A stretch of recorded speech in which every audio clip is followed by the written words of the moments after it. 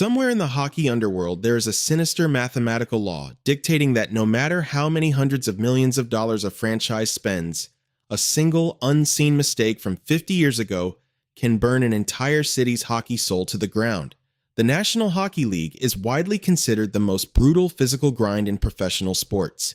Players bleed through 3 overtimes, fracture bones, and sacrifice their bodies for a 25-pound cylinder of silver and nickel alloy. Yet, history proves that physical dominance on the ice is entirely meaningless when a franchise is marked by a curse.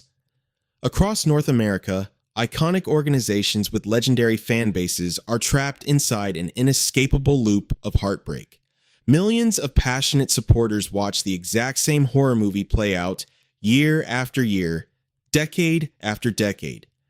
It is not just bad luck, nor is it merely bad management. It is a psychological scar so deep that even generational superstars freeze when the pressure hits its peak.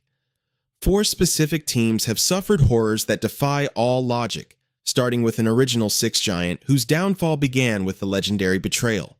To understand the magnitude of this hockey torment, one must look at Toronto, Ontario. For decades, the Maple Leafs were not just a sports team, they were the cathedral of Canadian identity. They raised 11 Stanley Cup banners and minted Hall of Famers like clockwork. Then came the spring of 1967. The Leafs defeated their arch-rivals, the Montreal Canadiens, capturing their 13th title in front of an ecstatic nation. No one in that arena could have predicted that victory would mark the beginning of a 59-year sentence in hockey purgatory. The downfall was sparked by the infamous owner Harold Ballard, a man who stripped the passion out of the arena, traded away beloved icons, and reportedly locked championship banners away in paint storage. From that exact moment, the atmosphere in Toronto shifted from unshakable confidence to absolute paranoia.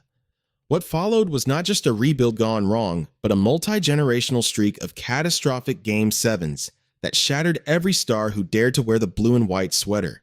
The true horror of the Toronto curse is not that they always lose, but how they lose. In 1993, the Maple Leafs were one single win away from the Stanley Cup Finals, led by the beloved Doug Gilmour. Then came the high-sticking incident involving Wayne Gretzky that went completely uncalled by the referee, directly leading to Toronto's heartbreaking elimination. That single missed call turned into a systemic curse. Fast forward to the modern era, and the Maple Leafs assembled one of the most expensive, high-powered offensive rosters in modern hockey history. Yet, between 2017 and 2022, Toronto suffered 5 consecutive first-round eliminations, repeatedly choking away lead after lead in deciding Game 7s. Fans watched in disbelief as multi-million-dollar superstars suddenly forgot how to score when the clock ticked down. It became clear that the pressure of 50-plus years of failure had become an invisible opponent playing against them. But while Toronto's curse manifests as an endless mental paralysis, another city on the Pacific Coast suffered a curse that literally set their streets on fire. The Vancouver Canucks entered the league in 1970, and for over 5 decades they have chased the ultimate glory without a single victory. But their curse is not defined by quiet mediocrity. It is forged in the furnace of pure, unfiltered agony. Twice in franchise history, the Canucks fought their way through the playoff wilderness all the way to Game 7 of the Stanley Cup Finals. In 1994, a heroic squad led by Trevor Linden came one post shot away from tying the game, only to fall short. 17 years later, in 2011, a dominant team led by Roberto Luongo and the Sedin twins reached another Game 7 on home ice. What followed was a complete, humiliating collapse against the Boston Bruins. The emotional destruction was so overwhelming that thousands of devastated fans took to the streets, transforming downtown Vancouver into a fiery inferno of flipped cars and broken glass. Yet, as brutal as burning streets may be, another fanbase suffered a curse delivered not by a collapse, but by a single controversial refereeing whistle. Enter the city of Buffalo, a hockey town defined by unyielding loyalty and endless blizzard winds. In 1999, the Sabres carried the hopes of a working-class city all the way to Game 6 of the Finals, led by the unbelievable net minding of Dominik Hasek. Deep into triple overtime, legendary sniper Brett Hull kicked a loose puck toward the net and scored the winning goal. The Dallas Stars celebrated, the confetti fell, and the championship trophy was handed out. But there was one massive problem.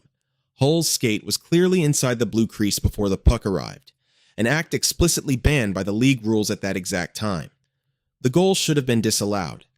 Yet, the league refused to review it, cementing the infamous no-goal call in sports history. That single illegal moment shattered Buffalo's soul. Following that night, the franchise spiraled into a historic 13-year playoff drought, proving that a single phantom call can alter a team's destiny for generations. But the most horrifying aspect of these hockey curses is not just the suffering of fan bases, but what happens to the world-class athletes trapped inside them. When a franchise is cursed, the heaviest weight falls directly onto the shoulders of its brightest stars. Hall of Fame talents spend their prime years bleeding for organizations that seem biologically incapable of winning. Mats Sundin gave his heart to Toronto for 13 seasons, enduring endless scrutiny without ever touching the finals. Roberto Luongo went from a savior in Vancouver to taking the blame for a Sadie's burning heartbreak, leaving his prime years battered by psychological exhaustion. And in Buffalo, franchise savior Jack Eichel was forced to undergo a groundbreaking neck surgery just to break free from the organization's toxicity. The moment Eichel was traded to Las Vegas, he won the Stanley Cup in his very first try, exposing the brutal truth. The talent was never the issue. The sweater itself was toxic. Yet, as dark as these player stories are, none of them compared to the bizarre 54-year curse of the New York Rangers, which began not with a missed referee call, but with a fire inside the cup itself. To truly understand how deep hockey superstition runs, one must examine the story of the 1940 New York Rangers. After winning the championship that year, the team's management achieved financial freedom. The mortgage on their famous home arena, Madison Square Garden, was finally paid off.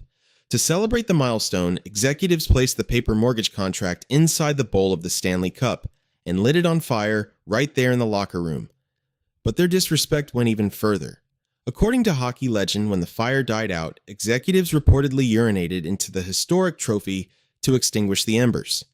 The response from the hockey gods was swift and unrelenting. For 54 consecutive years, the Rangers were plagued by unimaginable failures, bad trades, and devastating injuries. Fans in opposing arenas chanted 1940 at the Broadway Blue Shirts for decades, reminding them of the exact year they desecrated the cup. It took over half a century and the legendary leadership of Marc Messier to finally break the streak in 1994. But this raises a terrifying question for modern teams. What happens when decades of phantom stories take complete control of an athlete's mind? This is where sports psychology crosses directly into pure madness. When a player steps onto the ice wearing a jersey haunted by half a century of agony, every minor mistake during a playoff game amplifies 1,000 times. Athletes stop playing to win and start playing out of sheer terror of becoming the next viral catastrophe. In crucial elimination games, you can physically watch the paralysis set in. Passes that are normally crisp suddenly fly out of bounds. Goaltenders second-guess their instincts. The collective anxiety of 20,000 screaming fans bleeds through the glass, choking the players on the bench. That is the true, sinister mechanics of a hockey curse. It is not an invisible demon floating over the arena. It is an inescapable, self-fulfilling prophecy passed down from one locker room to the next, convincing everyone involved that failure is an unavoidable law of physics. Yet history proves that even the darkest curses eventually crumble. Look at the Chicago Blackhawks, who endured 49 brutal years of silence before capturing the cup in 2010. Look at the Washington Capitals, who suffered endless playoff heartbreaks against Pittsburgh before Alex Ovechkin finally shattered the narrative in 2018. Breaking a curse does not happen by playing safe or hiding from the past. It demands a total destruction of fear. It requires a leader who looks at 50 years of agonizing history and simply refuses to accept it. The real lesson of these hockey curses is that they only hold power as long as people believe in them.